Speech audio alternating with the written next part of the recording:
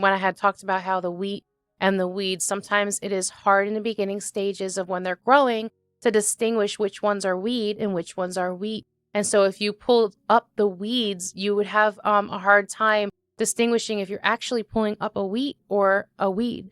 And so this is like us in this world. So we could be so quick to call out people who are false teachers, who are false prophets, and there's nothing wrong with alerting others if you notice that something is off. And I understand that, but don't be so quick to just judge somebody. We see here that if you pull up one and you accidentally mistake it so let's say you call out a false preacher and maybe they're actually just in the beginning of their preaching career, their beginning stages of being a believer, and God has put them in this position, they're going to learn as they go. And for us to call them out and tear them down is like tearing down, you might be tearing down somebody who is actually somebody that God has placed there and somebody who is God's child.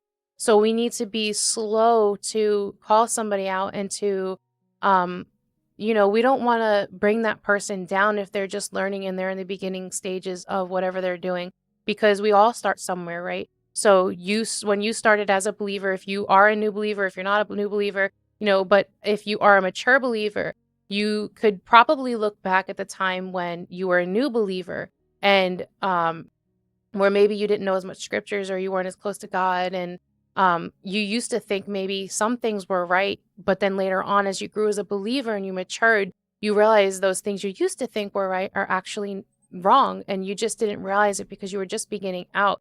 And if somebody had put you down and said, you're false and you're a wolf in sheep's clothing, and if they had done that to you, obviously that would tear you down, right? That wouldn't make you feel very good, especially if you're trying to learn.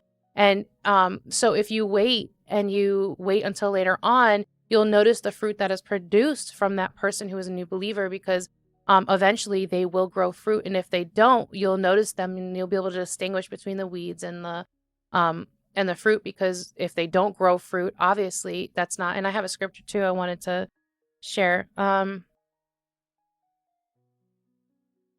Beware of false prophets who come to you in sheep's clothing, but inwardly they are ravenous wolves. You will know them by their fruits.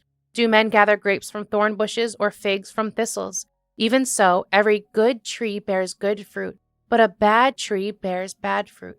A good tree cannot bear bad fruit, nor can a bad tree bear good fruit. Every tree that does not bear good fruit is cut down and thrown into the fire. Therefore, by their fruits you will know them.